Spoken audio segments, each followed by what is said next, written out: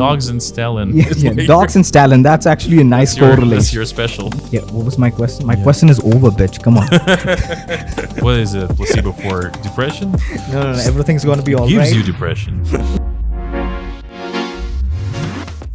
Hey everybody, welcome to Stanis podcast number 7. I have here today a beautiful guest. It's Yaaseen. Okay. You probably seen him. Yaaseen him? Maybe. Oh yeah. That was a nice bit though. Do you need to laugh? Be like, no. I'm gonna add your laughter afterward.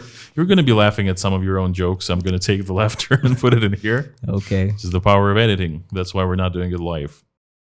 Hello, Stanis. Thank you for having me over here. So basically, my name is Yaaseen and I'm all the way from India. So I'm from one of the most greatest democracy of the world. Yeah, not North Korea, by the way. I'm from India. So I'm actually finally a med school student and I'm 25 years old. That's it. Cool. I now have learned what age you are, which is incredible. So do you have any thoughts on me being 25 years old? Something interesting. I don't know, like it's a quarter of a century, isn't it? Yeah, quarter of a century. But I have a thing to tell you, man, because I am 25 years old. Yeah. And I think I have huge responsibilities being 25 years old. And the fact that which I don't like is I'm almost done with my med school. But cool. Yeah, and majority of my classmates make fun of me to the fact that I'm 25 years old. What age are they? Yeah, but what pisses me off is majority of them are 24 years old. Okay. And, the thing which, 24 years old making fun of 25-year-old is like the Mexicans making fun of the Puerto Ricans. Neither of them have an American visa. And if they have to get to America, they both have to jump a wall. Okay. Come on, man. That's so insane. Yeah, Yaaseen, we met through stand-up. I really enjoy your bits and shows that you're doing on stage. And I thought, who better to be my second video podcast guest than you? So I think it's actually going to be pretty fun. Okay, so Stanis, I want to say this because I'm really humbled to the fact that you've called me over in, and actually this is my first time on a podcast. So the thing which I want to say is I've known you since a couple of shows. So I've known you in Worlds and Bar, in Commigration. I've seen you perform. So the thing which I've actually find peculiar about your thing is you have a very stern accent and you stick with the comedy material, even if even if the crowd changes, you just keep on doing it. So I think it's there is a lot of professionalism inbuilt in it, because most of the comedians who go up on stage, I've seen them being terrible. You have a static audience and you win them over every time. So that's actually the thing which I really like about you. Well, I think you've missed a couple of my shows, because I've been in a majority of your shows. So I remember a couple of first Commigration open mic. I bombed so hard. And the thing is, I had to, the second time I came in, I had a bit of a chip on my shoulder. Okay. Because I felt because I was filming that particular stand-up and I watched it back and it was really bad. And so when the second time I came in, I actually changed my show quite a bit, because I realized we're performing for a different audience and they kind of suck at English a little bit. So they didn't get, I realized they didn't get any wordplay, any cool, clever things, because they were struggling to just understand the basic premise. That's what I actually want to commend, because, for people, when you're doing comedy shows for people where you have a good English background and when your audience does not have it, you have to switch between your lines. So I think majority of the comedians who do a thinkable material on stage doesn't get a laugh over here. So they, audience, if you're in a bar setting and majority of the people are drunk, they expect you to do the same dick jokes. And I'm pretty sure about the fact that they are laughable jokes. But if you just say, if you just say, what's up with dogs today? I'm just going to talk about Stalin and all that stuff. You have to be pretty sure that you have to be prepared for the worst. Because people are not prepared for the thing which you're going to say. And dogs and Stalin. Yeah, dogs and Stalin. That's actually a nice correlation. That's your special. Yeah. Netflix, if you're hearing this, please do sign me for Dogs and Stalin. That's going to be my do you have a nice sounding first and last name for a Netflix special? Yeah, I have a pretty much brown name, and that's pretty horrifying because my name is Yaaseen Binmalick.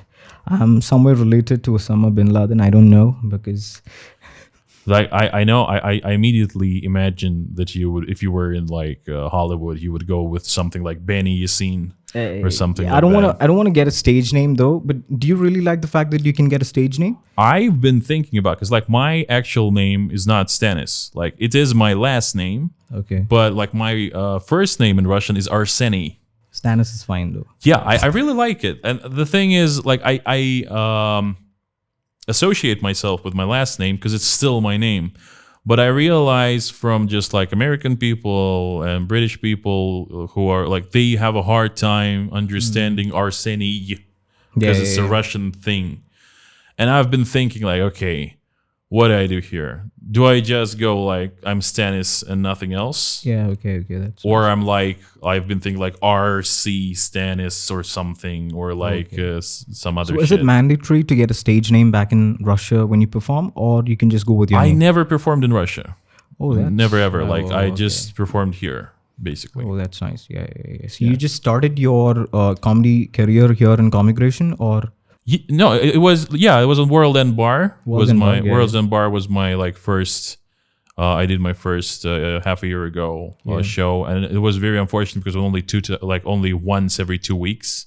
yeah, we have shows every once in 2 weeks. Yeah. Yeah, and thank God Commigration came along, because like I like it. At least it's like every week, and yeah, you have to like.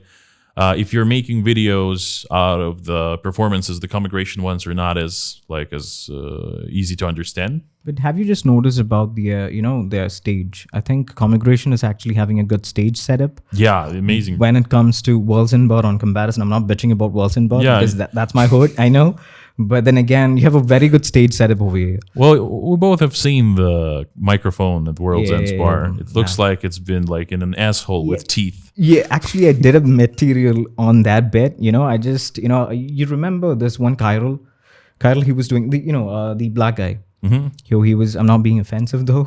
So he was. He is black. Yes, like yeah, that's a statement though. So he was actually going up on stage and he said that this microphone looked like a donkey dick. Yeah. And I was the one who was actually co-signing it. I just came after him and I said it doesn't look like a donkey dick. It looked like a circumcised dick. And one of the crowd asked me, "How do we know?" So I just said I have one because I'm. You said like how do I know both? Because I have a circumcised donkey dick. That was what you're supposed to say. Just like, yeah. Yeah. So let me just ask you. I know it's your podcast. I want to ask you about a thing, which, what was your intention of coming to Georgia? Like, it was for employment or? Very easy. I just my country started a war with Ukraine, invaded Ukraine. And not only am I didn't like our government for a long, long time, but it was kind of like, okay, you're not really messing with me, so I'll take it for now. But I was looking for ways to emigrate to an English speaking country or something, because I just really like the culture and everything. So I lived in Russia for 30 years, but somehow mentally I'm really in the English speaking internet. Okay. So that's why but I could not stay in Russia with Russia invading Ukraine and being so cynical about it, and being just it went from mostly lies on TV to criminal propaganda on TV, basically. Okay. And on the other hand, I didn't want to be potentially drafted. That's the last thing I would like to be. And I don't know, forced to go to the war or thrown in prison. Wouldn't be fun. Yeah, I thought it was all I've only seen this in movies because we don't have that kind of exposure back in India. So, do you have a mandatory military service? Yeah. You do you have it? I didn't do it. Okay, so I was smart about it. I can see you that. You can see I didn't do it. Yeah. It's true. I guess I would still be a little bit in shape if they managed to make me do push-ups for a year. But I went to a neurological clinic and I had to stay there for a month. Damn, bro. I had to stay there for a month. Okay. And take medication for stuff I didn't really have. And then I got out of the military service. I just really did not want to do it whatsoever. Wow. Oh. So it wasn't fun. Actually, taking medication for stuff you don't have gives you stuff you didn't have. This is what I found. That's why you started stand-up doing Yeah. stand-up? I started stand up was like 10 years later. I just I was relearning how to talk the entire 10 years. You have some deep shit going around in your country, true. man, because that's really horrifying. Let me put this forward. I love entertainment overall. My thing is that I had hard times in life where I just really wasn't sure what to do and what to do with life, how to communicate with people, and how to get out of the hole, really. And somehow entertainment, comedy TV shows, cartoons and stand-up specials, especially YouTube, all of those things, they not only gave me some solace and I felt to feel better, but somehow the stories and the narratives, they actually had some nice life lessons in them that helped me, because overall, somehow by consuming enough of high quality entertainment and something that I loved, I managed to get out of hard times. And strangely, I really believe in entertainment as something that brings makes life better for people. Yeah. So I co-sign it because so you think comedy is a therapy? Yeah. Well, not I would say it like this: it has a therapeutic effect, and it is. But not only that, it just it really, I think it also connects you with other people. Okay. So it's not gonna replace therapy for you, but it does stuff that therapy doesn't do as well. It's kind of bigger than just calling it therapy, even though it has a therapeutic effect. It has this I connect with other people moment, which is just really great. So you told that you had a lot of things going around in your childhood. So you just came up with an art form called stand-up, and I really co-sign it. I really like the fact that you've been doing stand-up for a reason. So what do you think about? So was that a question to myself, or am I just asking a question to you right now? Because I don't know. I'm not getting that right now. So yeah. Let's just throw it up in the air. Yeah. So what we were just talking about therapy. Comedy and therapy. Yeah. Yeah. So for me, if you ask me, why did I, came up with the concept of, stand up? The thing which I want. So it was you who came up with it. I was wondering who thought of this nice. Yeah, I was the one who came up with it. I just blew it up, man. I just blew it up. So I think why I choose, comedy was I really like the fact that we comedians make sense. We take the most random thing and we try to make sense of it. So I really like the fact that you can just take a random guy and make fun of him and make other people laugh by just making that. That's your thing. And it's a one-man show, I think. It's so because, I've seen majority of the comics like Dave Chappelle or Bill Burr. So I grew up watching these guys. So I'm not going to say that, they are really good. But for an instance, they have been a, sign of relief, just as you said. So I really like the art form that I can actually subject what is indirect, which means you told about you fleeing from Russia because of the war. So if I make fun of you fleeing from war and Ukraine, that's a good story to portray it together. And if you just do some jokes on it, that's over, I think, because, it's a kind of a relief that you can tell people. So I think comedy is a sign of relief. I've been thinking about it, what I was when the things with Israel and Palestine. I'm not sure it's Palestine. Well, it started happening, and it really just got to me as well. I was waiting for how can you process that using stand-up, and I did a couple of jokes, and it actually helped me process that a little bit. But I see that. With some of my friends, who, for example, I have a friend who writes songs. She writes songs, and she wrote several songs about having to leave Russia and having to move to different countries and about the war that's happening and all that. And I feel okay, she expressed a lot in that, and she expressed a lot of emotion, raw emotion and some feelings, and it feels like stand-up can do that for me as well. But I'm not that good yet, but it does highlight some things of I don't know, like it feels like you're very, very straightforwardly trying to make sense of a situation. Like, why is this happening? How can we deal with that? And you go straightforwardly at a problem, and then you make a joke out of it. But it's like a song is very far away from a solution. Like, you have a problem, you make a song about it. It feels to me like it's about emotions. It's far away from a solution or the actual thoughts about it. And stand-up is just very close to the actual solution. Yeah, I really agree with the fact that you're saying that stand-up actually, tells the world that you have a problem out there and you have that problem should be fixed. But I really like the fact that we as comedians can talk about anything happening in the world. And the fact that majority of the people might not get offended because it's jokes quoted. You know what I'm saying? Because I really figured that the things which I cannot tell in India, if I just make that a joke, I can just put up a special in YouTube, and I can get people who are actually supporting that notion. So I think it's a brilliant way to express your freedom of speech, I guess, and also express yourself. So when it comes to an art form, you have to take an aid of anything. Like if it's a dance form, if it is a song, you have some people to bend it over. But if it's a one-man show, you can just go up. You're all on yourself. So I think that's pretty much of it. You said an interesting thing before. You said that Bollywood is taking sort of like the space, and there's not enough space for actually like stand-up somewhat in India.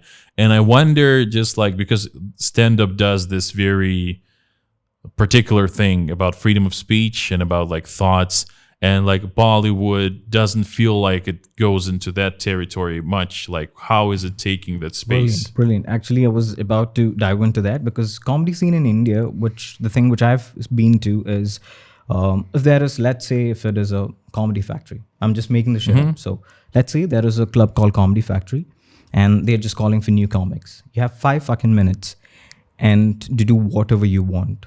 And if you're good at 5 minutes, you get it. It's like your horny girlfriend calling you over, saying that my parents are out. You have 5 minutes to fucking do it. That's a thing, because you just got you have many. They have many options. If not you, Russell Peters might show up. If not Russell Peters, Dave Chappelle will come over, because they have options. But you have to be super good when you're doing it. So you don't. I think open mics are there, still booming, and I can assure you that we have many comics emerging from open mics. But even if it is an open mic, we can say that guy is super prepared. That's a thing, that you have to make sense. You have to not touch politics. You have to not touch religion, because that's the most sensible thing. Yes, it is very sensible thing, but it's also You're talking about the Indian stand-up. Yeah. It's about the thing which happening in India, because I being from India and I have that kind of culture. So whatever I try to do over here, I have a picture of that. So you're saying that in India, comedy clubs are very politically correct. Yeah. And that it is somehow because of Bollywood. It's not because of Not Bollywood. because of Not Bollywood. because of Bollywood. I can tell you, because majority of the people are religioustic in India. And majority of the people are lenient towards a political party. So if you actually make fun of the religion, a political party might align you. So you have to be super prepared to get cancelled, or you have to still go and talk about like what's up with dogs today. That's an easy topic. So like you can't make fun of religion and of the mean political party. Yeah, I want to make you an insight, because majority of the comedians over here, over there in India, usually get cancelled just because they talk about religion too much. So we have a comedian called as Veer Das. He usually have a special in Netflix, and he is kind of famous. Not kind of famous, he's super famous. He was in the Conan show, and he was also in Andrew Schugel's podcast and all that stuff. So that guy actually got death threats because he talked about a political party.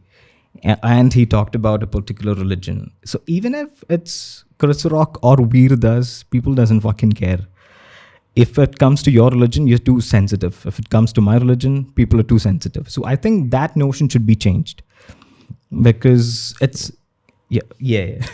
So I think that notion should be changed, because after all, it's comedy. So like being cancelled, it comes from the people in India. Yep, just because they're new to comedy.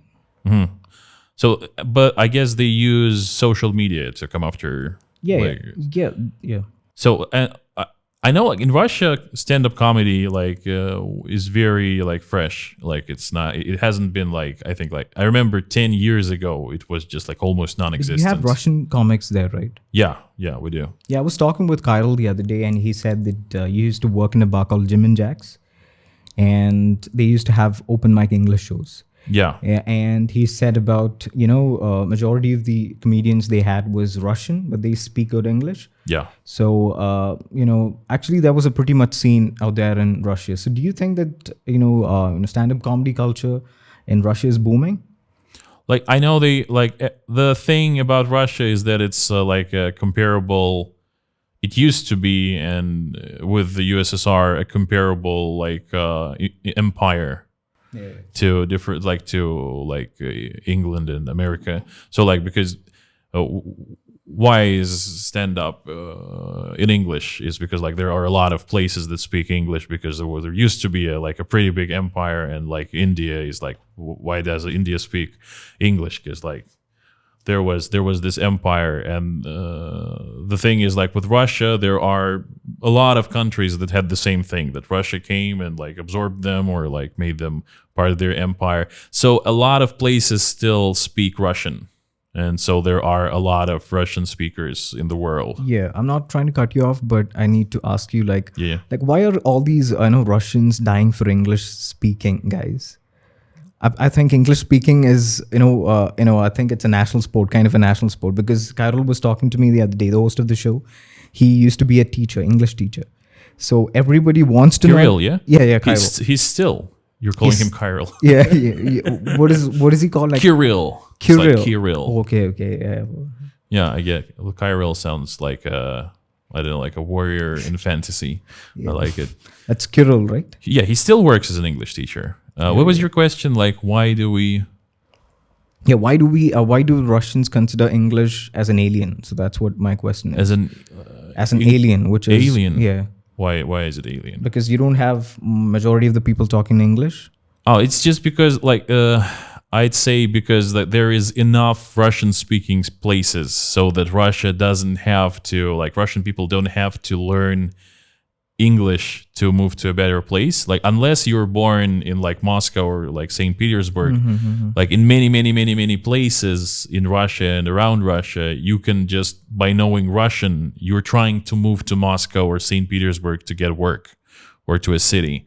While a lot of places that are smaller countries, they try to learn a language that will bring them to a more rich place.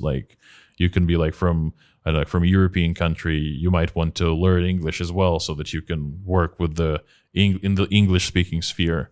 And Russia has a pretty big actually area of different places where you can work and stuff like that. So they just know Russian and they feel like they're set for life, basically. Yeah, but majority of the Russians that I've met, they do have a very good accent.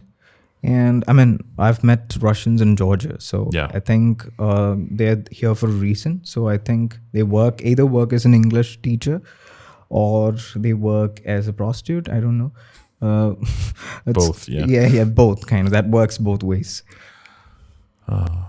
So what's your question? Yeah, what was my question? My question is over, bitch. Come on. Okay, fine. Going back, what you said that Bollywood is taking some space. I realized you said okay, so stand-up is new in India. Not some space, all the space. All the space. So one problem for Indian stand-up is that it has there's a high chance you'll get cancelled if you are not PC. So you have to be politically and religiously correct. Yeah. That's one problem. It's a nice problem. Let's set it aside for a second. And and then you said that their Bollywood is taking a lot of space. How? What do you mean? Is it taking parts of attention that could be going towards stand-up? Is everybody only want to watch Bollywood and never want to go for a show or something? Yeah. So I can break that down because India is actually one of the most, production companies that we have in the world right now. Mm-hmm. Because it's barely 3 to 4 movies per week. We have 3 fucking movies getting released every week. So that's way more Russians turning out than movies in our country. And also, the majority of the people, it's once in a week movie. That is their sole entertainment. So if they grab a ticket for let's say 150 rupees. That's our currency for your sake. How much is that in US? It's US. It's kind of it's might be in cents. I suck at math, so I don't know. Could you just give me the how much is $1? Yeah, it's $1 is like 82 rupees or something. Oh, okay. So it's actually very like it's less than $2. Yeah, less than $2. Should be like 6 lari. Yeah, because the sole entertainment for that person and their family is to go to a movie theater, sit there for 2.5 hours and see the world. You know that Bollywood movies is filled with colors and songs and romance, and that's it. They are really. Yeah. They're unrealistic piece of Marvel movie. Because, you know, the other day, one of the comedians was talking that Bollywood movie is just a Marvel movie without songs. Yeah. You know, that's the thing. Actually, the Marvel movie is a Bollywood movie without songs. Yeah. Yeah. And they add, like, if you have seen the Marvels, they added they went the last and really failing Marvel movie. They went to a planet with Captain Marvel where everybody sang and they sang. Yeah. So they actually went. They are already trying to take the Bollywood by storm. But we are too good at it, so they can just keep trying. So, like, what you're saying is, like, if you would go to some of your friends and say, like, let's go to a stand-up show, and they would say, no, I want to go see a new movie. Yeah. That's actually a good question because, you know, back in like 10 years back, if you ask me this question, that will be relevant. But now, we have YouTube, we have Netflix, we have Amazon Prime, we have everything. So people are getting used to what all this Dave Chappelle and Chris Rock were trying to do in the Western Hemisphere. So now in India, where let's take an example of being in Mumbai. You know the city called as Mumbai? Yeah. Yeah, Mumbai is too crowded and people are very busy. So there, like in Mumbai, we have shows. Mumbai, we have, you know, comedy clubs, and now it's kind of booming. But the thing is, if you ask a middle-class boy, an orthodox middle-class boy, whether to choose between a comedy show or a Bollywood movie, that's again a debate now because he would most probably choose a Bollywood movie. Because, you know, you don't need to use your brain to watch a Bollywood movie, I would say. What you're saying is like 3 movies a week. Yeah. That's insane. I'm not joking, though. I'm not joking. I'm for real. We have 3 movies a week. Can you move the mic a little bit here? Yeah, it's good now? Yeah. Just so it's not blocking your face. Like, I don't think like Hollywood even ever came to that number, even close. Like, so it's more quantity than quality, I guess. Yeah. But it's just such a different way of entertaining yourself to go watch a movie as compared to go to a show. Like, does India have like stuff that is more live? Like, I don't know, like yeah, I can give you an insight. I get it. What you're asking? Like, a Bollywood movie is just romance. Okay, I've said this in one of my comedy bits. You know, a Bollywood movie is 2.5 hours of romance without sex, because we cannot tolerate sex in a movie. There's a big dance at the end. Yeah, there is a big dance at the end. Yeah, everybody's throwing like, stuff. we don't believe in orgasm because we don't have sex. Doesn't exist. Okay, true. You're a married man, so I'm not here to comment on that. So, what is up like movie scenes in Russia? Do you have any own productions or? So it's such shit.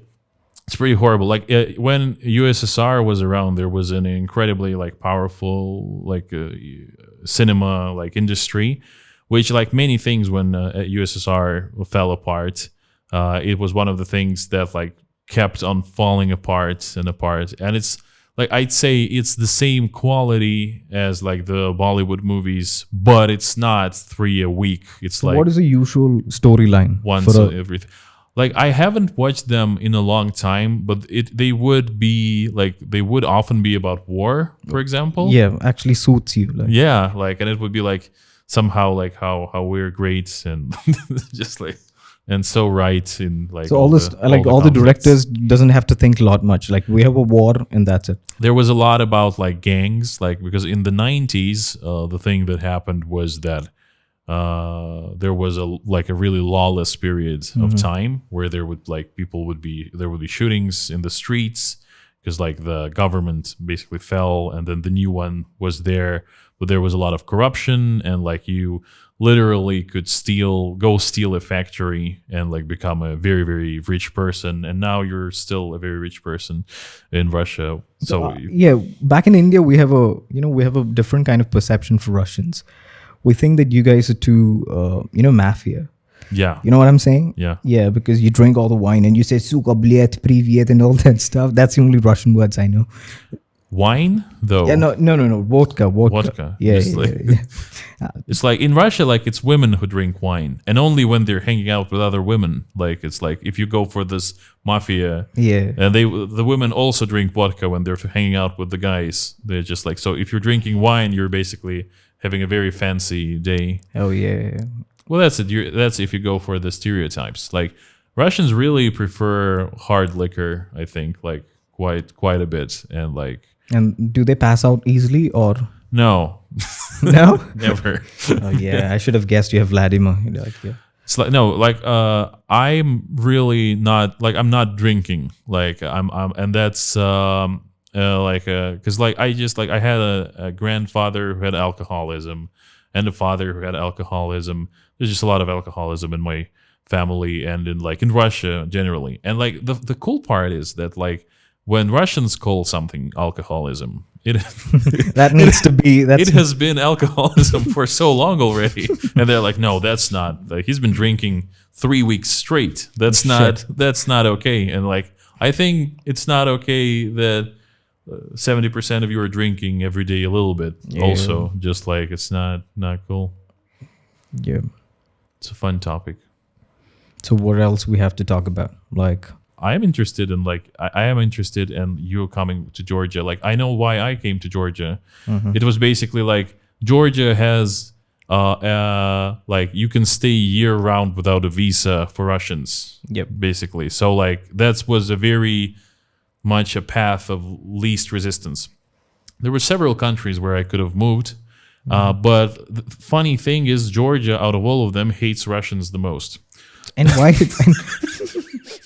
And why the fuck did you choose to come to Georgia then? I was kind of not feeling so hot about Russians as well at the moment. Like I was like, you guys are like. Anyway, you guys are sucking all the time. So yeah, it's like. So Georgia got a point, so I need to get in. I'm sorry. Yeah, I mean, you were just saying that anyway Georgians hate Russians. I also hate Russians, so I need to come in. Yeah, that's exactly like we have something in common, basically. Yeah. And the thing is well, Georgia hates Russia, but turns out Russians as well. So I think I'll move in a little bit because I'm getting a little tired of the like tagline. Just like fuck. Yeah. Russian, and just not like people not like giving permits to live here. Yeah, but I think when it comes to hospitality, Georgians are super nice. If you're their neighbor, yes. Yeah. Provided you have to be the neighbor. I have seen that. Like when I moved to a couple of different apartments here. When you first come into a place and you go around, people look at you kind of like evil, mean looking. Like even for you, they have that kind of stare. Yeah. Just imagine my case, bro. It's probably a lot worse for you. But I colored my hair so it's easier for them to understand that I'm not one of. I understand. So I think, Indians in Georgia, what I feel is I'm not being very offensive. But it's actually a free podcast, right? I can just bitch about anything. Yeah. So I think like Georgian doesn't care about Indians. Like, dogs in Tbilisi get way more attention than Indians. So, and I think that they're right. Because we're here for a reason. Majority of us are here for education, and we'll be done in like 5 or 6 years, and we'll be fleeing this country. Yeah, and we don't have any intentions of staying here unless and until you're in a hate crime. Yeah, we don't have any other intentions in staying here. So the reason why they ignore us is for a reason, I guess. So what is up with Russians in Georgia? So do you feel the same, or? I feel like a lot of Russians already. I feel like a lot of Russians already fled, basically, Georgia. It was a moment of like everybody had to go somewhere. So like one of the places was Georgia. And one of the things is that Georgia really doesn't want Russians to stay. So like even though they're like, you can, for example, I have an individual entrepreneurship set up where you pass a certain amount of money going through that, you're supposed to be able to get residence permit, like a temporary residence permit that could potentially become a permanent residency permit, and then that could potentially become citizenship. That's just how it works in every place. But even when people get to the level where they're eligible for the permit, they get refused, and then they appeal it in courts, and they still get refused. So even those people who are paying taxes, like in Georgia, to Georgia, and they want to stay, and they have a legal way of doing that, they are in practice actually blocking that. So like some people thought that they would stay and live in Georgia, well, like Russian people, but in the end, Georgia doesn't want the Russian people to stay. So why is that? Is that because of the war?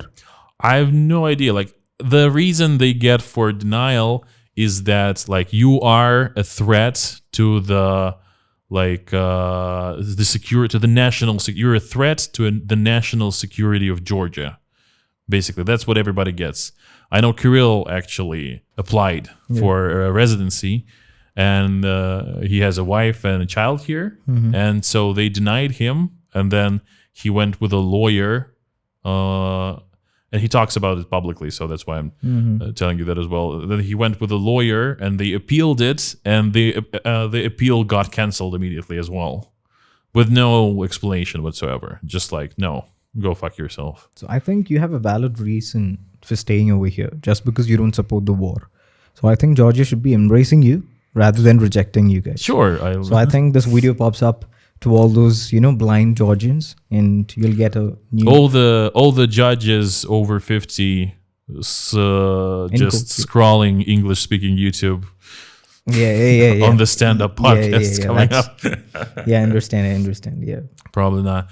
Well, I understand that, so as I understand that after Russia attacked Georgia, U.S. got a lot tighter with Georgia, and that's when they set up a couple of programs, including the medical universities here, and that's why Indian students are coming over here because we have way more Indians in Georgia, man. Like, I'm not gonna lie though, because I've seen many of us. I think I moved here in 2021, and I moved here not just because of my education, because I actually was studying in China. Like majority studying in China. Yeah, we were studying in China, like 48 students of us. Yeah, so that's why I know a little bit of broken Chinese, so I can understand it. But majority of the time, I don't get it, just like you guys. So because of the pandemic, we were not able to go back, so we had to choose another country. So you weren't able to go back to India? No, we weren't able to go back to China. Oh. Yeah. So you were studying medicine in China. China, yep. And then you went I need another country because China is not letting us back in. Yeah. Even though they started it, it's not so unfair. They reopened. It's like, you guys started. Why are you not letting? We shouldn't be wanting to go back in. You should be thankful. It's but I'm not gonna bitch about China because the infrastructure they have is way more than you can imagine. And the only problem with them is that they have a very shit government system. I'm not gonna lie though. They don't let you own your actual building. Yeah. You're renting a building for 99 years or something, for money. Yeah, that's really fucked up because it's majority of the people doesn't even speak English over there. So each and every time when you just have to cross a road, you have to get on a place.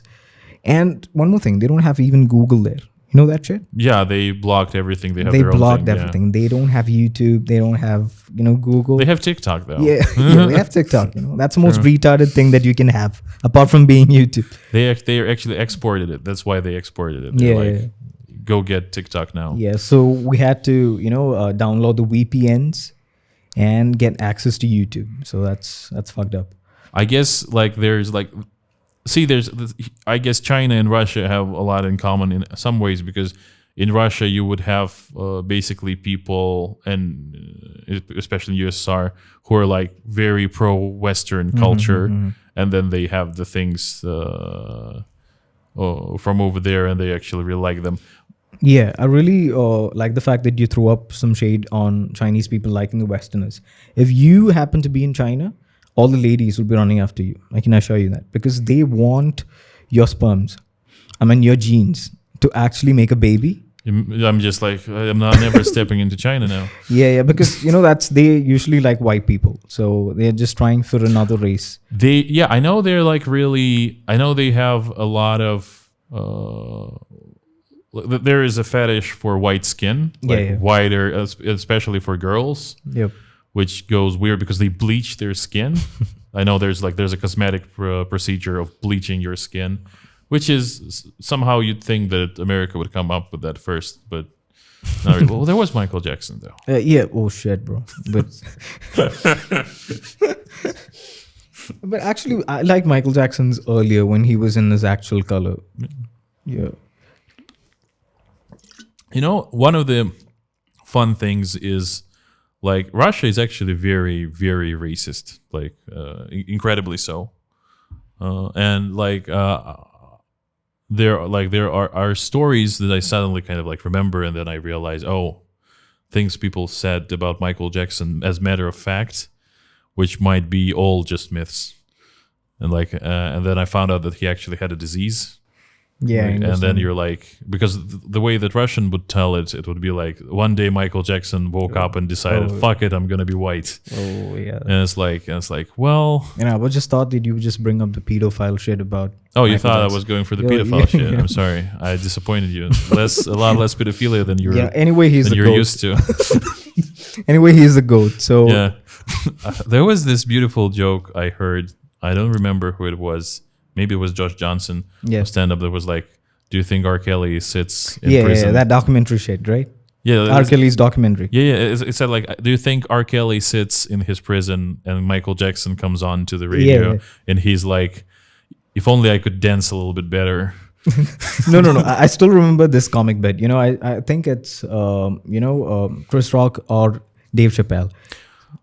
That was too. That was as well. Yeah. I remember Dave Chappelle did I think in Killing Them Softly he was talking about Michael Jackson. Yeah. He said the fact that I really am sick to death of people saying that Michael Jackson is a pedophile.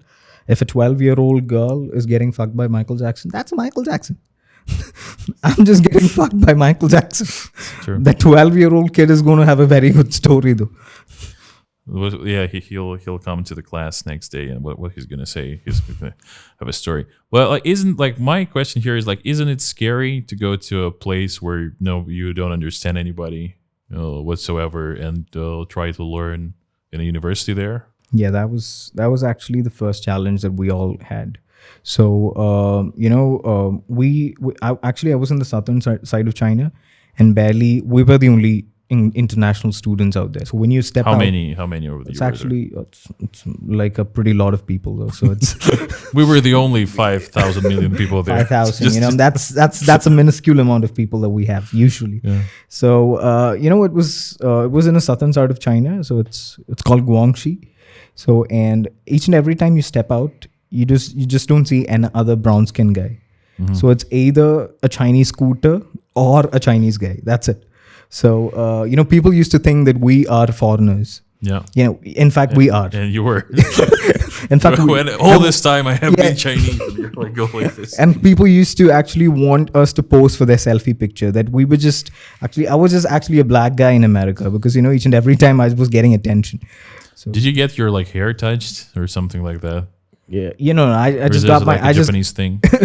No, I just got my, cheeks pinched. Yeah. Yeah. Oh, I know that black guys say that Japanese people will come up and just start touching their hair in Tokyo because they're like, oh, it's different. By the way, talking about Japan, everybody is actually running behind Japan, right? So you like the country though? I've never been to Japan. I like the weird culture, the anime and the you talked about the cartoons and screaming and I like all that. It's just very speaks to my soul for some reason because everybody has giant titties. Oh shit, bro. So now that I've got your category, so what is up with anime? Because I'm new to that shit because I haven't watched any of the anime. So why does that make more a fan following, more of a fan following? It's like Bollywood, I think, very much. Do they have songs? Yeah, that's true. They So how they will do it, it's like they don't have songs in the show itself, but they will have the actors who play in the show will perform songs on the radio as the characters they're playing. So they have this whole thing. But I think like it's very colorful and crazy. And like if you get past the like, oh, this is so weird moment, then you will get to experience some crazy out there shit that you can't think of in any other medium, basically. Like a guy like punching somebody to the moon, and like that person then just jumping back from the moon to the planet, and it's just like dumb and crazy, and it's pretty cool. So I think it's a lot of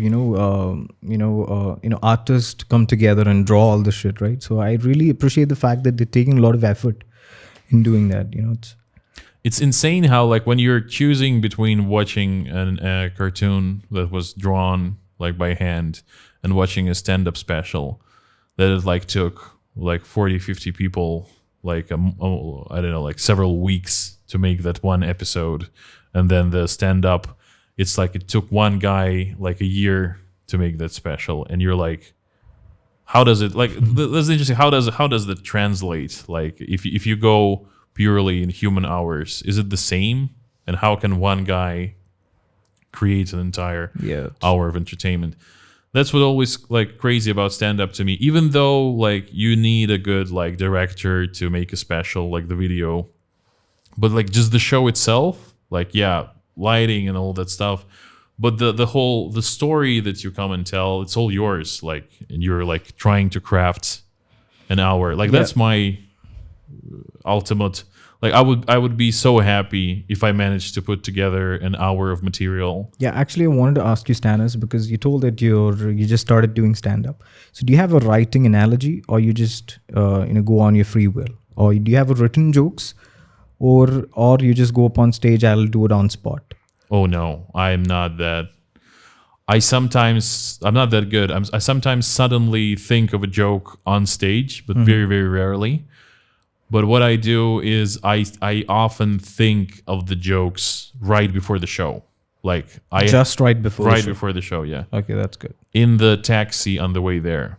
Because what's happening, I cannot, like if you just tell me right now, stand up and start doing your stand up, I will not be able almost to tell you any of my jokes. I sort of have to load them in to my like a computer has RAM and has like hard drive. And hard drive is stuff that can access, but not so fast. And RAM is the stuff that's already loaded up and ready to go. So I will imagine myself telling the jokes fully. So which means you're using a Windows 8. Yeah, I'm using Windows. I'm using Windows 92, I think. Oh yeah, you told about you need to get some time to process the joke. Yeah, I'll just before the show I can even act it out, but I can just stand there and think about it. Yeah. And when I'm telling the jokes in my mind, I often suddenly kind of find a new thing to talk about. Yeah, the thing which I find about you is when you perform, you just like the joke you did. So I think I've noticed that. I really like the fact that when comedians go up on stage and they crack a joke and they like it for themselves and they laugh it for loud. So I'm like, so one such comedian is Chris D'Elia. So you might he's a lot of cool Italian dance stuff. Italian dance, and that dude is just awesome, man. Because I've seen his special and I've seen his shots, YouTube shots. Yeah. The time when he did a bit on Rihanna and Taylor Swift or something, he was actually laughing on spot. He wasn't care about that he was on camera and people are not laughing. He was actually enjoying the fact that he was doing comedy. So I think that I should also get tuned for that kind of things. I think actually most like stand-up comedians that I like, they all like their jokes. Like some of them kind of hide that. Like Anthony Jeselnik, for example. He's like trying not to, but he will crack a smile. He'll be kind of happy about it. And that's can you make jokes and not find them funny? Actually, I think when you write a material or when you just write a 5 minutes bed set of yours, so I think you're the first one to actually censor it. So I think when I write jokes, I ask to myself whether it's funny. So I, being a terrible critic, I usually call my brother. So I'm being honest right now. He is a terribly honest guy. So if I call up him and say, "Hey brother, I'm gonna do a stand-up," and he would instantaneously say that, "Did they ran out of comedians?" So that's the question that he would ask. And or if if I call up and say like, "Hey bro, I just got a special with Amazon Prime," he would say, "I didn't know that Amazon was that broke." True. That terribly honest is my brother. So I usually have another set piece of audience to try out my jokes, but then again, these are all open mics. They are meant to be tested. Your jokes are meant to be tested. Do you feel the same way? I do. Like I never really like the first several open mics. I was trying stuff that I wasn't sure was funny, and it almost always wasn't. Like what I found out is that like some things that I think are funny I might like. Here's how I'll say it. If something is funny to me, and it's actually funny, it will ultimately be funny to other people if I tell it right. But if something is maybe funny to me, it's never gonna be funny to anybody. I don't know. Like it's just, I found this moment of like, oh, I know this is good. Like I know this is if I manage to give people the same context that I have. Yeah, that's what I said. You have to be honest to yourself when you try a joke for yourself, because the other day I was actually trying out a bit. I thought that was initially funny to me, but when I go up on stage, when you said, I was not able to, alliterate in the way, I was not able to put up words into it, so that was shit. So now I'm just trying to reconstruct that joke. So it's again, I usually try to do crowd work, but majority of the time I suck, because I know that people are not prepared for these kind of crowd works, and anybody who buy tickets doesn't want to get offended sitting for your jokes, because I'm not fucking Dave Chappelle or I'm not Russell Peters, because they're not prepared for that. So I think Georgia is kind of getting used to what you're trying to say, because if I go up on stage, they want a brown guy to be the class clown. That's what I feel, because they want me to suck on stage, so they have a reason to laugh. So the other set of people is just Indians. When I go up on stage, they like Thinkable or these kind of expats. That's why we usually perform for expats. Like, so what do you think? Do Georgians will take comedy seriously, or the expats? Man, I haven't seen many Georgians in the audience. So like usually, like, well, Kirill will ask in the beginning of the show, like, are there any Georgians here? And there's usually like one or two guys. I feel that here's a difficult thing to do. Like, how do you separate the English language from the English speaking culture, basically? Because like, if people speak English and they are at a comedy show and they never watch stand up, then that's kind of like I don't think that would happen, basically.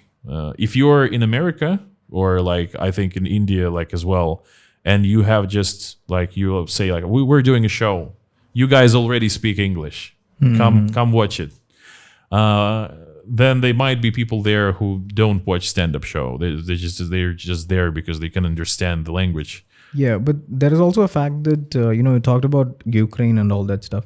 Zelensky is actually a comedian. Yeah. Yeah, and I'm pretty amazed of the fact that he made it up to the parliament. I was just actually, during the war, I was just trying to read about Zelensky. He used to do legit shows in Ukrainian. Yeah. And that guy took part in elections, and he became the fucking president of a country, man. So true. I think, pursuing career in comedy now, it's really good, I think. I think comedians actually have, like, here's the weird thing about comics. They're very, like, they're close to people who go into become therapists, I think. Yeah. Because like, it's if you were a therapist, right? I have studied for 5 years to be a therapist. So you failed, and that's why you start podcast? No. I was actually I was working as an English teacher, and then I decided, okay, I'm gonna go. Like, I started being interested in psychology. Okay. And I went and I learned to be a therapist, but I had to get money for my education. So to get money, I found a job, which I ultimately liked more then I So like you being went a in a therapist. university and learned therapy?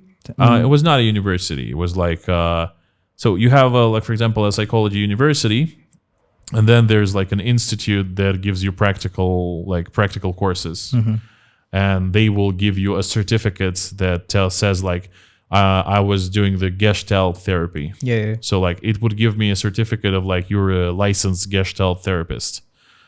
Gestalt. Yeah, I did in my high school. I used to learn psychology, so I knew what is Gestalt and all that stuff. Cool. So random pictures make sense and all that stuff. Yeah. Is it a titty or is it the other titty? Yeah, it's not. You know, we Indians, we don't believe in titties. Really? Why not?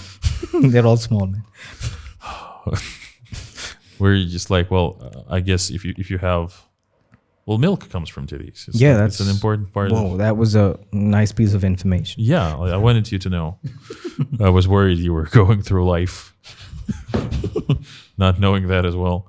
I just I realized that like I'm kind of really good at therapy. Like I'm a really good. Do you have any interesting stories to share? I from my experience learning to become a therapist. No, being a therapist. I've never been like a professional therapist. Like I would do it like as practice for the studying, but I never had any clients. But somehow everybody around me became therapists. Am I your first client or something? No, I wouldn't say that. A therapy conversation would go very differently. Like it would. That's very formal. No, it would be very much about like I would sort of remove myself as like the one bringing the ideas and images, because like when you do therapy, it's like what does the client bring you? Like what is the state they're in? What do they want from this conversation?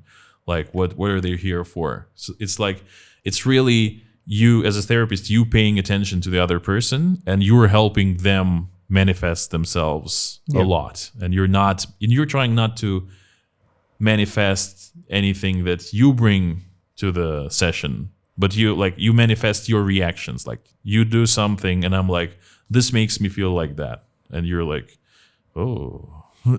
Okay, understand. That's actually it's a one conversation, so it's not a one-on-one, but that guy sits here and rant and you just listen. Well, you're mirroring things back. Like you're giving feedback. That's easy money, bro. Not really. It's very prone to burnout. Like you listen to one too many my stepfather raped me stories, and you're just like you get a little tired. Remember that thing when the Chinese dude, right? Like Bobby Lee talked about one in his podcast, like he was being raped by a Down syndrome guy and all that stuff. I felt that kind of a situation. I remember. So that joke got me really. It's with Bobby Lee. It's like one of those comedians. I'm not so sure why I'm laughing, but I can't stop. Yeah, that's true. That's true. Because he went like every day for a summer. Yeah, he's slightly dark when it comes to his jokes, but it's funny. And that's interesting. Like he's very unique. Like I really understand really well why I'm laughing when Jimmy Carr is making a joke, or like Anthony Jeselnik, or Louis C.K. Louis C.K. is nice, man. And when did you say? Louis C.K. I like him very much. Yeah. He is bringing it to, I think, another level overall. But with Bobby Lee, it's like it's very funny what he does, and you have a hard time explaining it. I don't know the thing that you've noticed, like Bobby Lee, when he's roasted, he doesn't get offended at all. Yeah. He goes on and on. He sits there just to get roasted. He takes all the shit here, and here, and he just gives back. And I really like the fact that he's not getting offended. They have such a great duo with and horribly I forgot his name, Andrew and something, the red-haired guy. He does a podcast with him. Yeah. I've seen him in Comedy Store back in, like, they have a production company in Canada. Yeah. And Comedy Store is actually their production company, I guess. So I've seen a little bit. They had this viral clip of like, I'm Bobby Mada. Yeah. This one, it was very... So what are the comedians that you look up to when it comes to your... Well, honestly, like Louis C.K. would be the top one. Like, okay. But in the beginning, I really loved Eddie Izzard. Like at the very beginning. Just like with time, somehow I felt like that style of humor started fitting me less. Mm-hmm. Though I really enjoyed his, like the abstract stuff he did. and like him talking to himself. Like, Yeah. Do you have an imitation of any of the comedians that you've seen, or it's your style? I don't know. I feel like the vagina Jesus joke Yeah. is kind of close to but it's not an imitation of Louis C.K. I guess it's kind of like you could imagine him trying something similar, but it would be different. I guess just the way I pronounced Jesus was very. But you have a very stern voice, so actually you can just work as a voice artist. You mean stern? By Very legit kind of, an original, like an OG kind of like voice. Oh, cool. I am actually working as a voice actor a little bit. Yeah, but okay. It's just Wow. but for my gaming companies, it's very much we have a trailer and I'll do the trailer voice. Oh yeah, now I basically. get it. Yeah. And that's and we have I have a really weird professional, my profession is weird. I used to be the guy who talks to you. Like if you play a game and you're on Discord, do you game a lot? Yeah, I used to, but I'm not that kind of a good at it because most majority of the time I was just reading and all that stuff. What did you play? That was a little I just played GTA and all that stuff. GTA, yeah. Yeah. So you didn't, you never got into PvP stuff. No. I don't know shit about that. So if I just talk about, that's gonna be a Japanese movie without subtitles. Yeah. And so there is an entire culture of PvP games. Yeah. Where it's not only esports. No, don't move it back. Yeah. You just moved it there. Don't move it back. So now it's fine. It's fine. Yeah, it's Yeah. good. See, this is the line that looks at your face, and if you go like this, it's like. Oh yeah, I understand. I'll have to think about this because it's the camera is not a great space. But basically, with games, what's happening? It used to be that you would buy a game, just GTA, for example, is an old fashioned in that way. Is that you buy a game, you have a disc, you play it, you're happy. That's it. But now you get a game, and then a month later you get an update. Yeah. And another month later you get another update. And maybe people are unhappy about something, and they're writing to you change this, change Same this. thing happens with iPhone, man. Yeah. Yeah.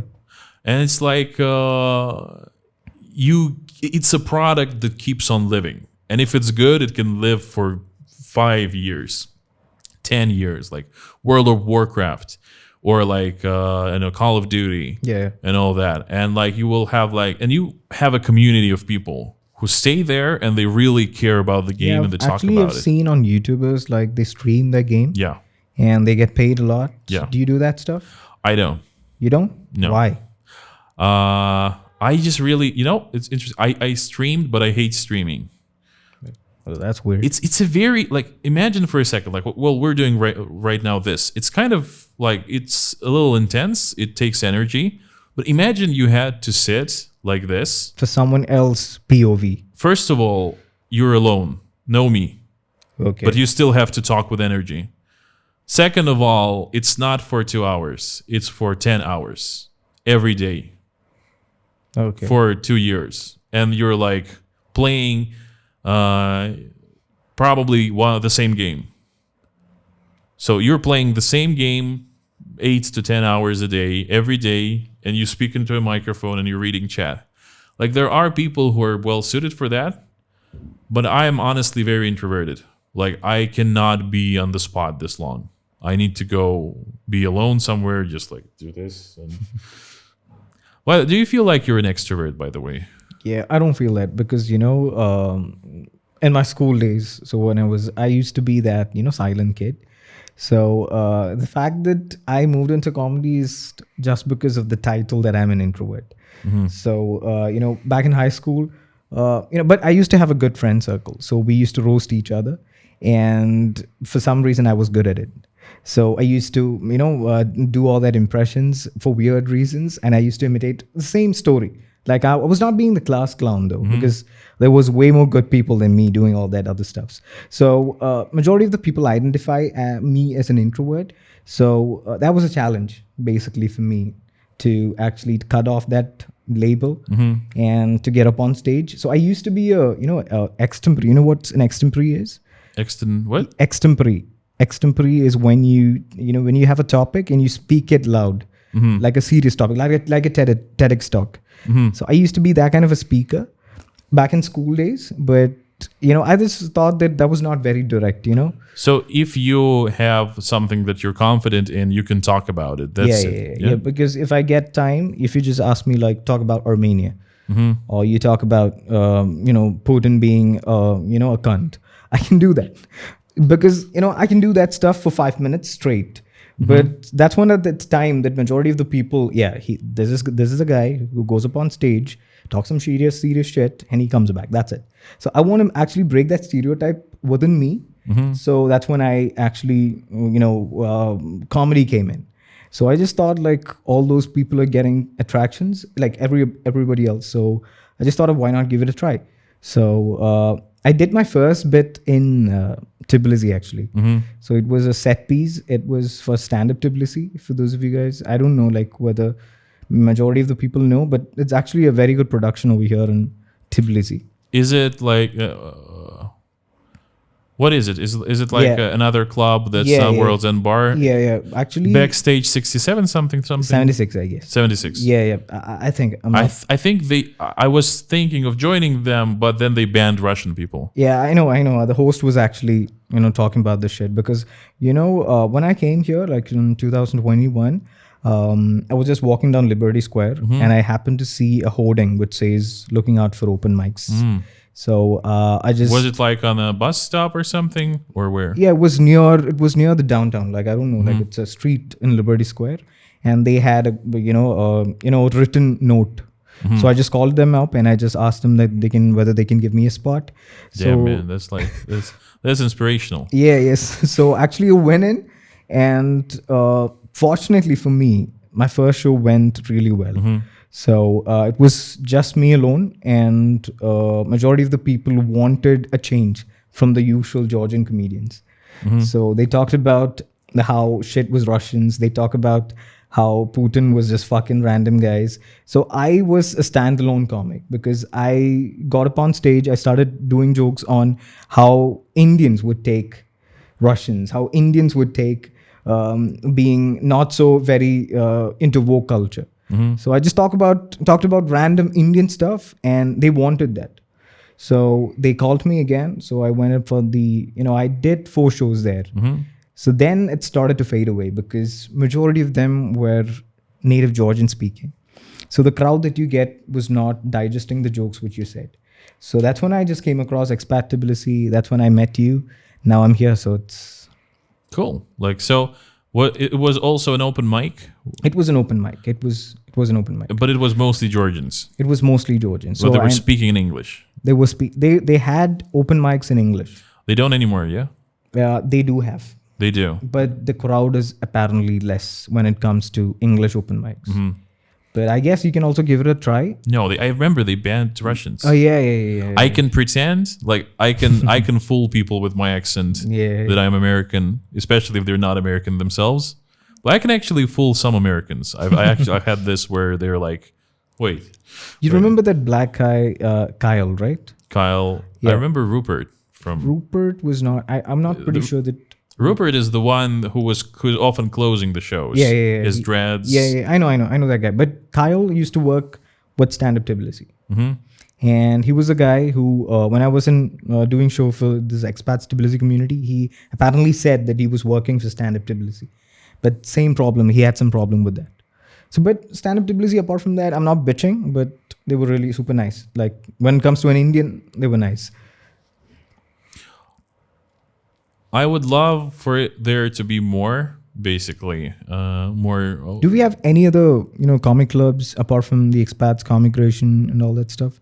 So Comicration is actually, it's called Buhari Stand-Up Club, I think. Yeah. I don't know. Like, I haven't heard about them. Like, I just, here's how I operate. I really suck at getting into new places. Like, I would kill myself before going for trying to look for new places and trying to make like acquaintances there.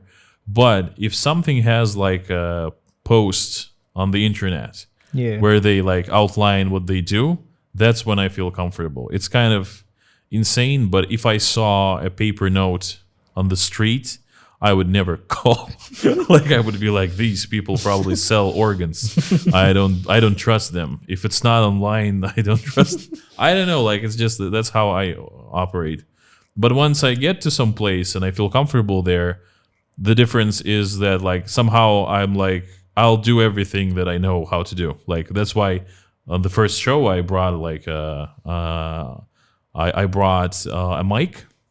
Okay. So if you ever see my videos, the sound is better than other ones, and your jokes. Yeah.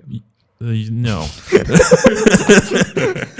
No, it's because like I know because I put lapel mic here. I have one, and it's actually very cheap, and it goes into your phone, and then the sound is good. So basically, you record your every set.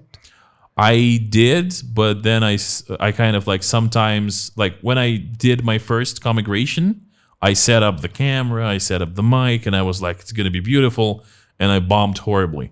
But then I went, okay, fuck recording for the second one because I'm gonna focus. Yeah, you're gonna focus on your material. You're gonna straight. Yeah, away, I was instead of setting up the camera, I was walking around. I was like, I realized that I wanted to know like what's where. There's like a fireplace. Okay, there's a piano. Here's the bar. They have food. They have tables over here. It's dark. Like, oh, people are coming in. Mostly are Russians, and I'm just listening to them. And so I just really focused on the audience, on the club. One funny thing that I did second time, for 30 seconds before going out, I turned up the flashlight on my phone and blinded myself for 30 seconds so that like when I walked out, I was already blind with white lights. Yeah. So I saw people. And those were the things that I prepared for that shit. Oh, wow. And that helped actually because I was like, fuck you, this club. I will make you laugh. Because after the first show, I came up to Kirill and I was like, yeah, it was pretty bad. He's like, this was shit. And I said like, well, I'll watch back my show, my part, and see if I did anything. He's like, don't watch it back. It was shit. And I was like, fuck. I was like, it was a little too brutal for me. So like, and I was like, fuck, I don't want to be like, I don't want to kind of, well, first of all, I think Kirill could be a little more nice about it. But other than that, I just still, I still had this feeling of like, I really did completely fail to notice the audience I was talking to. But I think getting a bad audience for the first show, like your first show turning out really bad, is really good sign because majority of the comedians have that kind of a thing. When I was reading an article about this one, a comedian called Bill Burr. Yeah, he was actually did a show in New York or something, and I guess it was his first time. I don't know. I'm not pretty sure about it, and that show was terrible. So look what he has become today. So it's kind of...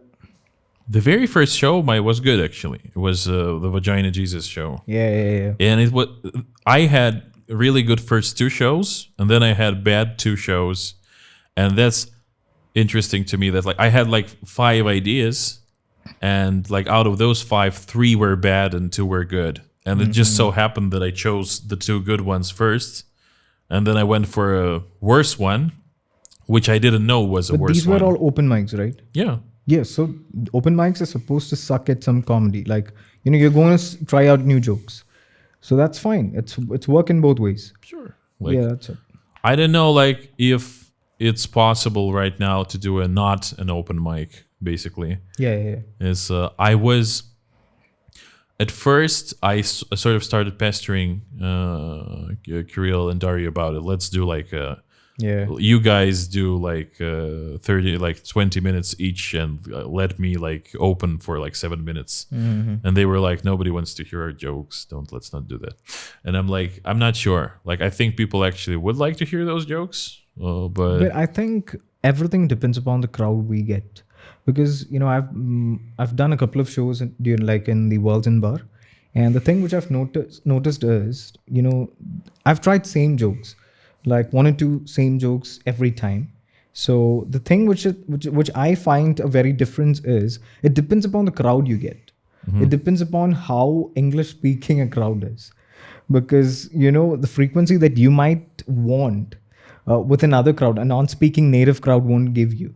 So for Daria and Kirill to set a crowd, it's actually a very Herculean task in Georgia, because tourists only live for a couple of days, right? I think during summer, Yeah. it could be done. Like, I felt like when it was summer, we actually got a lot of new people in the city. Yeah, you have to market to them. That's what you said. Like, you just said that you don't believe anything which is in paper lying down, and that's where a social media platform comes into play. Yeah, That's really good, because if you have a social media platform that reaches out to a bunch of people, and that pulls a lot of crowd in, so it's really good. yeah. I've been like trying to like make some shorts, and they actually did pretty good. Like, because like I made like 4, and 2 of them did like 800 views, didn't do well, but overall they together did like, I think 15 to 20,000 views on like Instagram and YouTube. So how do you think the YouTube algorithm is set for you? Like, do you need to add more tags, or No, was it is it like? See, it's like it works pretty easily. Like, you should have stand up in there. Obviously. So that it like, because if you go into the analytics, it shows like, I actually felt a really warm feeling when I've seen which videos would lead to my video, because it would be the videos that I watch. That's nice. Like, they would be like an Andrew Schultz, a highlight, and then it shows that it showed my like stand-up clip. Of course, it showed it like 5 times, like 5 views came from there. But just the fact that the algorithm realized, okay, let's try this shit on people who watch like Andrew Schultz, I felt like, oh, that's nice. Actually, that's a solid information, because I haven't tried putting out any of my videos in YouTube, because I don't know how to put subtitles. I suck at computer. So I don't know, because I'm just trying. So majority of the people that I see who come to me backstage and give me feedback used to say that you should put some videos, like some jokes, not all of it, but some of it, because I'm just trying to put some jokes, to put some videos in. So I'm new to that, please. I'm just trying. Well, if you have questions, like I can actually give you some.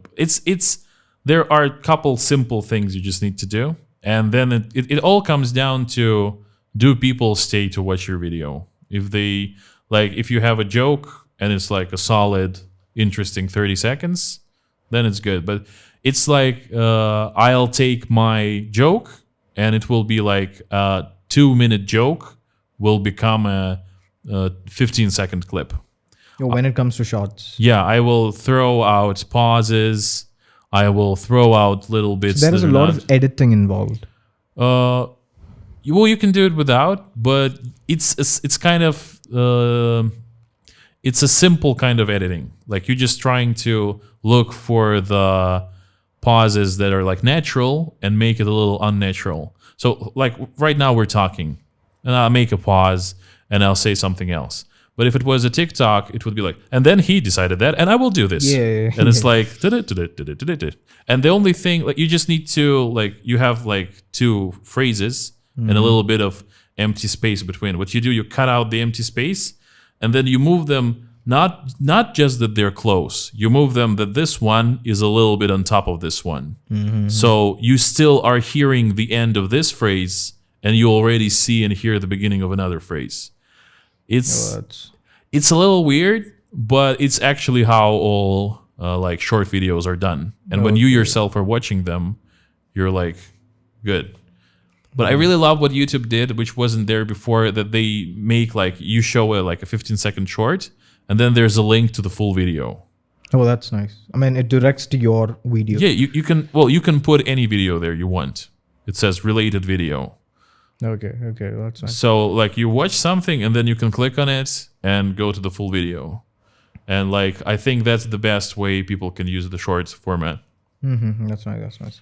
Do you yourself actually go into like this? Do you consume any kind of content aside from medical books? Yeah, that's a nice question though. So I think majority of my time is invested on university and all that stuff. So a huge amount of like the other entertainment stuff that I used to do is I listen to podcasts. So I really like podcasts like Joe Rogan's And I like You're listening on Spotify. yeah. And also I like this one, I like watching specials. So the other day I was just watching Chris Rock's Outrage. And that was actually, dope, man. That was literally dope because, you all remember the stuff which happens between he and this one, Will Smith. Will Smith, yeah. Yeah. And he actually did a full on material with that stuff. I didn't watch the whole thing. I watched the part about Will Smith. I even feel like he didn't go as hard as he could. Yeah. He was actually covering it up. Yeah. I felt that way because he was actually super nice when it comes to, and also Dave Chappelle was closing for him. Yeah? Yeah. Cool. And that was super nice. Do you know Trevor Noah? Yeah, of course. Yeah, I really like the accent where he gets on with Russians. He does the Russian accent really nice. It's true. Like it's funny how first of all, I want to say that like there are so many different comedians, and what I enjoy about comedy is that like it doesn't feel like when you watch one comedian you don't want to watch the other ones because like they're not. It's I don't know. Like for me, like pop songs, for example, it's like, well, I have a favorite like artists and I listen to them and I'm kind of good now for pop songs. Yeah. And with comedy, it's like, oh, a different flavor of ice cream, and in this one and that one. Funny thing about Russian accent is that people in Hollywood show not the Russian accent. So that's not how it works. Yeah, they show actually like what like Americans. So can you just give an impression of how the Russian accent works? Yeah, I'll show you in a second. The Hollywood one is actually like Slovakia. Oh, so Vlad, that kind of thing.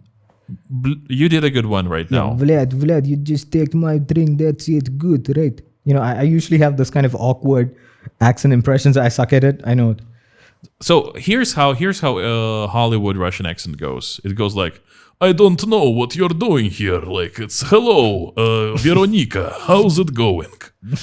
That's nice. That's super nice. And that's how Hollywood Russian accent goes. Yeah, okay. But that's not how Russian accent actually goes. Well, that's not authentic. Yeah. Because it's more like it's a Slavic accent. Oh yeah. But it's not Russian because like it has a lot of like that's Slovakia or somewhere around there. And the Russian language is actually very soft. It will be very difficult for me to show, but actually a real Russian accent would be something like this. It's yeah,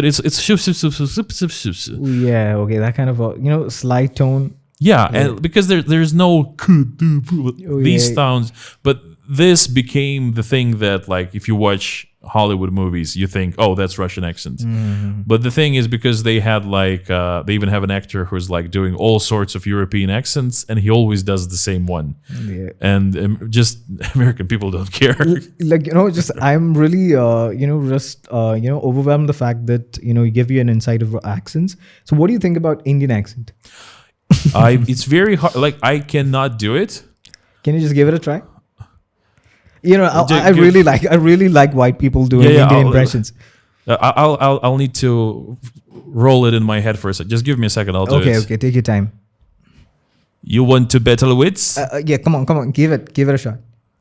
I thought I'll give you a prompt. I need a phrase to say. Yeah, okay. I'll just give you this one. You take the water. Take the water. Yeah. You got it. I can mimic. Like if you give me anything, I'll be able to mimic it back. But like I don't get it. Like that's the problem. But again, this happens with Indian accent also. We usually don't talk like this. The movies actually portray a taxi driver saying, "Sir, where you want to get down? It is New York City or San Francisco." No, we don't talk like that. Even if you come in Mumbai or in Delhi, it's different. We talk this way.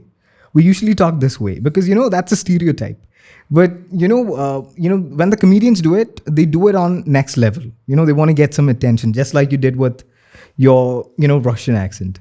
So I think it's kind of you have to do it on another level to get people's attention. So I think that's sort of a thing. It's interesting. Like when I listen to how you speak, like it's the more difficult phonemes that you use. Like it's we have we stress onto the word like T. It's T. Yeah, and we also have a tone in that. Stereotype? No, it's 10 on 10. 10 on 10. No, T. 10 on 10. Yeah, I guess that would make Chinese a little bit easier to learn, actually, because they have tonal. Yeah, they have. I know. I learned Chinese for several months during the Okay. pandemic. I don't know. That was kind of like because we thought maybe that's Yeah, the that's Chinese taking over. So you have with that. You know biological. that ni hao, Yeah. ni jiao, and all that stuff. But like, and I remember just how much time it took to just get the basic tones. I can give you an assurance because when you count the alphabets in Chinese, that's infinite. But yes, I'm not joking here. It's infinite. You cannot just properly learn Chinese because there's two forms of Chinese. It's like Mandarin and Cantonese. And if you're just spending 2.5 years of learning Chinese, you'll just learn the basics. Yeah, it's an insane kind of. I couldn't even get past the like. I couldn't even get past the level of always getting the tones right for the simple ones because I would be like, no, I did it right, and the teacher would be like, no, you did this, and I'm like, oh fuck, you're right. It's not. So what you learned in university? I did not finish my university. I went for 1 year to learn translation from English to Russian. And I was a little bit disappointed with the level of English actually in the university. It was not great. And I, after a while, like I had like a falling out with my family and all sorts of stuff. So I don't have higher education, but I do have a weird set of skills that doesn't require higher education. That's all required right now, bro. Except for if I did have my higher education. So what do you think? So I would be able to go to Canada. I would be able to go to Canada because their fucking express entry system puts a very high emphasis on that. You need a graduation to go? Yeah, they're like, if you have a diploma, it's like plus a certain amount of points. Okay. So like, yeah, they only, like, I feel like I actually know a lot more stuff than a lot of people with a bachelor's degree, just because like. Yeah, that's what I'm actually wanting to say, because, majority of the dropouts, let's take, Bill Gates. It's not the majority. It's not the majority. Let's take it's that. Survivor bias. Yeah, that's, I'm not trying to make, all the dropouts are glorified. I'm not going to say that. But if you can get the worldly knowledge, do you need a university to tag you that? Or, I think that 10 years of knowing the world could earn more a kind of a university degree. Do you believe in that? I think your profession is like, so you go to the doctor and you're like, so how was your education? He's like, well, I have a lot of worldly knowledge. I've been through some shit. Like, yeah, but we have way more quacks in India than professional doctors. Do you know that? No. Yeah, quacks can treat cancer, man. No, cool. with placebo? Yeah, kind of a placebo. It's dark right now when you were approaching this building. Yep. But there's there's a veterinary clinic that opened up in our building. And it amazes me because it's a veterinary clinic of homeopathy and acupuncture. Wow. It's just, let me repeat, it's a veterinary clinic of homeopathy and acupuncture. So you bring the dog and they give him a little bit of sugar drops and he's like, and then they stick him with a needle and they're like, you're better now. And the dog is like, what the fuck, man? I think majority of them couldn't complete med school. That's why placebo works on people. I understand, you can give them a little bit of a sugar pill and they'll feel better. Or you can do acupuncture, which I know there are actual masters. So what do you think the greatest placebo is? A Russian passport? Oh, yeah. What is it? Placebo for depression? No. Everything's going to be all right. It gives you depression. It's not true. Everything's not going to, fuck me. It's not. It's interesting, talk to, for example, Americans who don't understand how powerful their passport is. Yeah. And they're like, why don't you go there? I'm like, because they. Have you seen Americans moving here? I've seen some people who are here right now. Yeah, that's what I want to talk about. Because, just think about the fact that they have the strongest passport in the world. Yeah. And they have opted another country. Yeah. Majority an ex-Soviet Union country.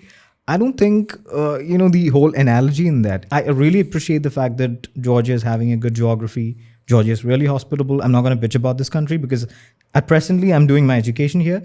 But why do you think that Americans are really crazy about moving here? I don't think they're crazy about it, but the reason, like, if you Google how to become a digital nomad, Georgia will come up, because they have here you can set up, and that's what I'm doing. Like, I'm paying 1% of taxes. Oh, you can evade your taxes. It's not evasion; it's legal.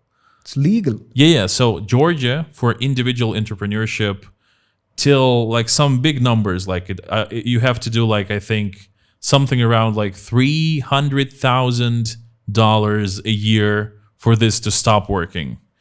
You can set up an individual entrepreneurship where you pay only 1% of legal taxes. Now I get it. So yeah. And it's before Russians came in droves, it was very, very cheap to rent here, and it's very, very low taxes. So basically, if you have a job in America, which is like it's much it's much higher salary than in Georgia. You can basically, like, you could have rented an apartment, pay almost no taxes, eat pretty good food. Like, if you like Georgian food, it's pretty great. You don't have to live in Tbilisi, for example. You can go to somewhere in the country. So you could live off a very small amount of money for a long time. Yeah, that's actually, that was a good insight, because I didn't know the shit. So I'm talking about places in Tbilisi. So have you been around? You mean Georgia? Georgia, yeah, Georgia to be specific. It's just a really nice way you misspoke there. Oh, have you been around Tbilisi? Like, everywhere in this country, like around Tbilisi, yeah. I went, I didn't go to many places. I went to Bakhuriani, which is like a mountain resort for skiing. But I went there with my wife when it was actually autumn. So there's nothing there yet. And it was just like an empty town with really expensive looking restaurants. So you went there during the winter, or? No, we went there during like in between seasons. Fall season. Yeah. Nobody there, just homeless dogs, and like closed, expensive looking restaurants. So I've been to Godavari. So you know that place, right? Did you tell me a little bit more about it? Yeah, Godavari. I think I went there. And they have a Georgian Russian friendship wall. And I think that's the most absurd thing that I've ever seen, because that's a semicircle, incomplete wall. Who the fuck builds a wall for a brand, for a friendship? We usually break the wall, right? They have a friendship wall? Yeah. They call it a friendship monument. I don't know about it. You should really check that out. Because I haven't been there. And what do they do with the wall? Yeah, I don't know. Do they scale it? I don't know it, because they have a semicircle, graffiti-filled wall. And that's just, and they say that Russians and Georgians are meant to be friends. Probably bring it to the border, where I don't know. Russian people shot a guy recently. It's just sad. Yeah. That's one of the reasons. Also, I'm not sure I want to stay in Georgia. Is I'm really not sure whether will be any military action. I don't know, between. But I think Georgia is kind of peace loving, right? Because they are not lenient towards crazy violent stuff, but they're trying to be very all onto themselves, and they're just trying to be in the European Union. You might know. Yeah, no, that's actually great. Yeah. I was really disappointed in when Russia sort of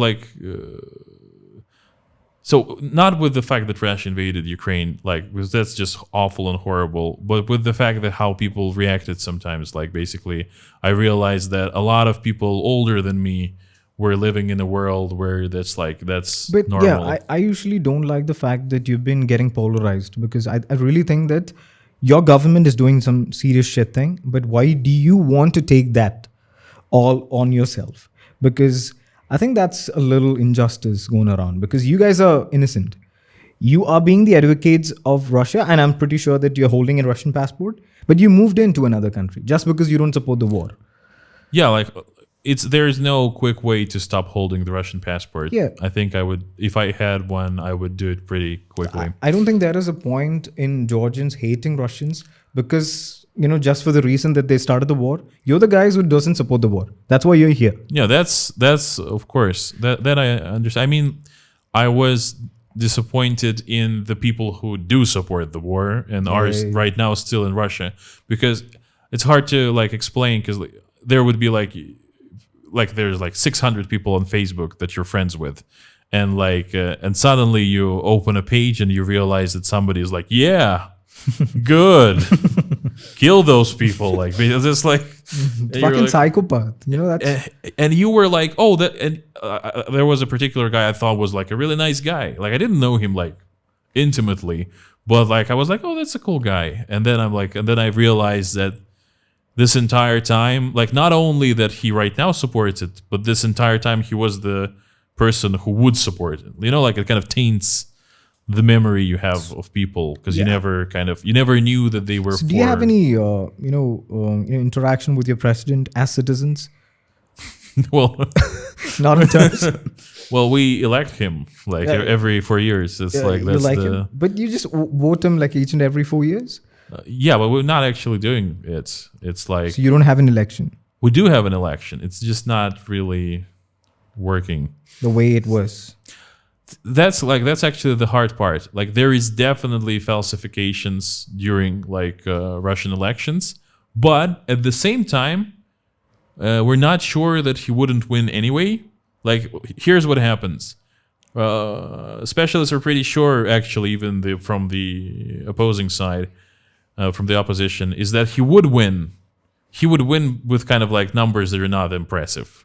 Like he would win like, oh, he has like 40%. Is that true that Vladimir Putin is friends with Kim Jong-un? Well, they are definitely doing something now because Northern Korea is sending like military stuff. Do they understand each other? Well, I'm sure they have like I kill people, you kill my people. That's it. Yeah, like I'm pretty sure they like just have any. I feel like I'm having a low blood sugar moment. Why? You just have to take anything? No. Just give me a second. I guess I'm just a little tired. Yeah. If you wanna cut it, you can just cut it.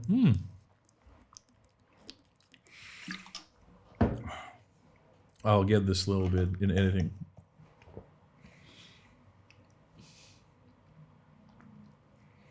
What happened? Just grab a chocolate. I just need some. I don't know. Like I guess I should in the future have some sort of snack. As well. Okay, I'm good. You good? I'm good. Yeah. I guess also maybe this topic also drains me in a way because I'm like, oh, sad thoughts, like a lot of sad thoughts, and it's weird to me to try even to imagine how like you see those things because it's like you are coming in from a different side of the world and everybody is looking at America, for example, and they're like, oh, America this, America that, and they kind of there is a lot of energy spent trying to understand the point of view of Americans, how their economy works, how everything they do works.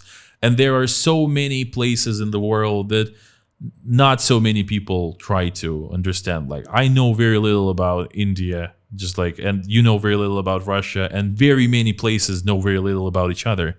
And it's even with the internet actually shedding a lot of light on different countries. Like you would have like a comedian like Trevor Noah talking about South Africa. And it's like the first things I basically learned about South Africa outside of like the name of the capital in geography class. And you're like, oh, they have this type of police. Cool. Yeah. That's a cool thing about stand-up. And what I think is pretty great is like, I also would love for you to talk about specifically Indian things on stage, but if you manage to make them so that I understand them, basically. Yeah. So it's something that is different from my experience, but you have to get the context. Yeah, given in a way that my dumb brain can actually go through it. It works with people also. It works with the crowd that you're presenting your country. Because I'm not going to sugarcoat my country and say all the time that my country is great. Yes, it is. For a reason, but I have to point out the flaws of yes. Because I think as comedians, that's what we are supposed to do because we have to make fun of the most random things and we have to make sense of it. So I think in Georgia was a good platform for me to actually talk about my country and also to give an insight of how system works in India. Well, it's cool that there is like this phenomenon of like there is slice of population of Georgia, which is Indian students. Yeah. Medical Indian students. Obviously. And that's weird, but at the same time, when you say something about Indians in Georgia, it's not that you're like randomly pulling like, let's talk about Uruguay. Yeah. It's like, why? Like, who's from Uruguay is here? They're used to Indians. Yeah, they're like, yeah, I know. Like, there are Indians here. Yeah. Like, what are they doing here? And it's like, I remember, like, for example, there are funny moments where I'm like walking the dog, and I see there are like 8 Indian girls get a taxi. Yeah. And they all get into that taxi. Yeah, they're probably sharing. Yeah, and I do not, and I'm looking at that, and I don't understand how they did it, because like there would fit 3 of me into that taxi. So it was fun, and I'm like, cool. It was an Indian schoolgirl clown car moment in my life, which I did not expect to have, but it will now make its way to my autobiography. Yeah, it's actually I think. What have we talked about? We have talked about stand-up. We have talked about joke making. We have talked about the stand-up comedians that we like. We talked about war with Ukraine, but in a very like what's happening to me kind of way. And we talk about the stand-up scene in Bollywood in India. We talked about. I told you a little bit about myself and how what my work is about. We talked about accents. We talked about, we did some impressions. Yep. I think we did a good job, basically. Like, Yeah, I think we we can wrap it up. And thank you for coming in. It was a really nice podcast. Yeah, actually, pleasure is mine. So actually, I really enjoyed it. Even the fact that we sucked at the middle. So there was a long period of time when we sucked. It was from the first second to now. Oh shit, bro. That's the worst thing that you can say to a guest, man. Well, hopefully I'll have you on another time. Okay, so when I get my first special, No, I was thinking earlier than that. Oh shit! I'm not sure I can wait 500 years. Dude, that was a nice one though. Sure. Have you watched the TV show Invincible? Invincible, yes. There was like 500 years. That's why it's coming in my brain immediately. You don't have to wait that much. I'm gonna get signed. What will you have in 500 years? Yes. Yaaseen special. Like, So do you prefer Netflix over Amazon? I have Netflix. Okay, so and I don't have Amazon. And like I'm like a bastard.